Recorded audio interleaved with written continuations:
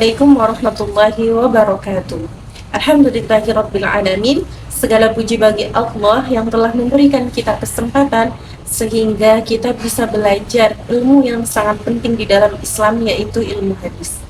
Salawat serta salam semoga selalu tercurahkan kepada Nabi Muhammad SAW, kepada keluarganya, kepada para sahabat, dan kepada seluruh umat muslim yang berada di dunia hingga akhir zaman. Perkenalkan teman-teman, nama saya Wahyu Mentari Ningsi, program studi Ilmu Al-Quran dan Tafsir dari Fakultas Usuluddin di Institut Darul Quran Jakarta. Dan pada kesempatan kali ini saya sedang melakukan tugas pembuatan video materi tentang ilmu hadis. Pada kesempatan kali ini saya akan memaparkan materi tentang hadis, khabar, sunnah, athar, dan juga hadis qudsi. Kelima materi tersebut sangat penting dalam mempelajari ilmu hadis karena 5 kalimat tersebut sering muncul di dalam pembelajaran ilmu hadis, di mana kelima materi tersebut saling berkaitan. Secara etimologi, hadis berasal dari bahasa Arab yaitu al-hadisu, yang artinya sesuatu yang baru, cerita, berita, atau perkataan. Adapun menurut terminologi, Ibnu Hajar al-Asqalani menyebutkan bahwa hadis itu merupakan segala sesuatu yang disandarkan kepada Nabi Muhammad SAW, baik itu berupa perkataan, perbuatan, ketetapan, ketentuan, ataupun sifat-sifat beliau. Pengertian yang hampir serupa juga disebutkan oleh Mahmud At-Tohnan dalam kitab Taisir Mustalahul Hadits. Dari dua definisi tersebut, maka bisa kita tarik kesimpulan bahwa hadis itu bukan hanya tentang perkataan Nabi, akan tetapi juga perbuatan dan juga pengakuan Nabi, dan juga bagaimana sifat-sifat beliau serta akhlak beliau dalam kehidupan sehari-hari. Beberapa contoh hadis yang sangat populer yang sering kita dengar adalah salah satunya tentang keutamaan Al-Quran yang diriwayatkan oleh Abu Umamah yang berbunyi, Iqra'ul Qur'ana fa innahu ya'ti yaumal qiyamati safihan li ashabihi, yang artinya bacalah Al-Quran, maka sesungguhnya dia akan datang kepadamu pada hari kiamat sebagai syafaat. Kemudian ada lagi hadis lain. Contoh hadis lain yaitu hadis yang diriwayatkan oleh Utsman bin Affan yang berbunyi, khairukum man ta'allamal Qur'ana wa 'allamahu, yang artinya sebaik-baik manusia di antara kalian adalah orang yang mempelajari Al-Quran dan mengajarkannya. Kemudian yang selanjutnya sunnah. Secara bahasa, sunnah merupakan jalan, kebiasaan, tradisi, atau tata cara hidup yang dijalani. Pengertian sunnah juga hampir serupa dengan hadis, yaitu di mana sumbernya semuanya berasal dari Rasulullah SAW. Namun berbeda halnya dengan pengertian sunnah di dalam pembelajaran fikih, di mana sunnah di dalam pembelajaran fikih adalah sesuatu yang dikerjakan mendapat pahala dan apabila ditinggalkan tidak berdosa. Namun perbedaan pengertian tersebut menunjukkan pengertian yang berbeda sesuai dengan disiplin ilmu yang kita pelajari. Untuk sunnah adalah ketika Nabi Muhammad SAW melakukan safar, beliau sholat di atas tunggangannya, dan hal tersebut diriwayatkan oleh Jabir bin Abdullah. Kemudian yang ketiga ada khobar.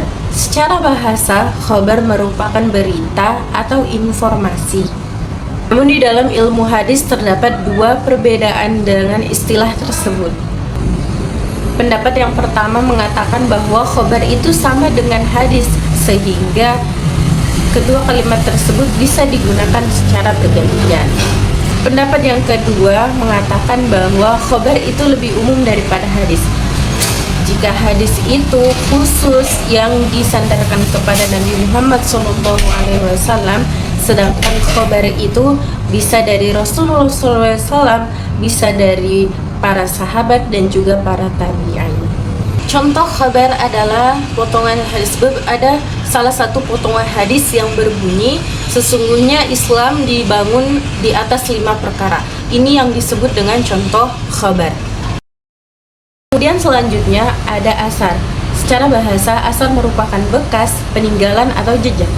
Menurut mayoritas ulama, asar itu merupakan perkataan perbuatan para sahabat dan juga ada yang menyebutnya perbuatan dan perkataan para tabi'in. Contohnya perkataan Umar bin Khattab tentang suatu hukum dari makna ayat Al-Quran, di mana perkataan tersebut berasal dari sahabat. Kemudian yang terakhir ada hadis qudsi. Hadis qudsi merupakan hadis yang maknanya langsung dari Allah Subhanahu wa taala, akan tetapi secara lafaz disampaikan oleh Nabi Muhammad SAW. Hadis qudsi secara redaksi disampaikan oleh Rasulullah SAW dengan bahasa beliau sendiri, sehingga hadis qudsi itu berbeda dengan ayat Al-Quran. Perbedaan antara ayat Al-Quran dengan hadis qudsi adalah jika ayat Al-Quran itu merupakan firman dari Allah Subhanahu wa ta'ala baik secara makna maupun lafaz, sedangkan hadis qudsi secara makna dari Allah Subhanahu wa ta'ala akan tetapi secara lafaz disampaikan oleh Nabi Muhammad SAW.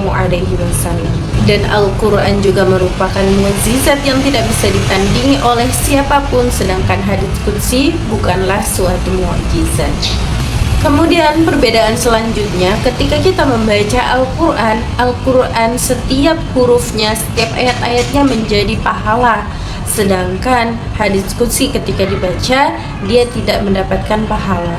Kemudian perbedaan yang terakhir, Al-Quran itu merupakan sesuatu yang mutawatir, sedangkan hadis qudsi itu ada yang sahih, hasan, bahkan ada yang dhaif.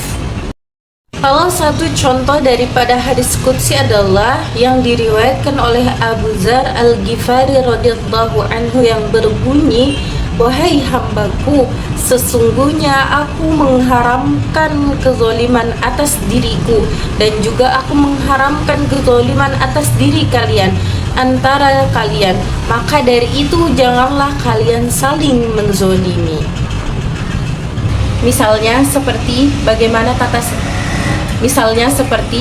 tata cara sholat beliau, berpuasa, berhaji, dan juga akhlak-akhlak beliau kepada keluarganya dan kehidupan sehari-hari.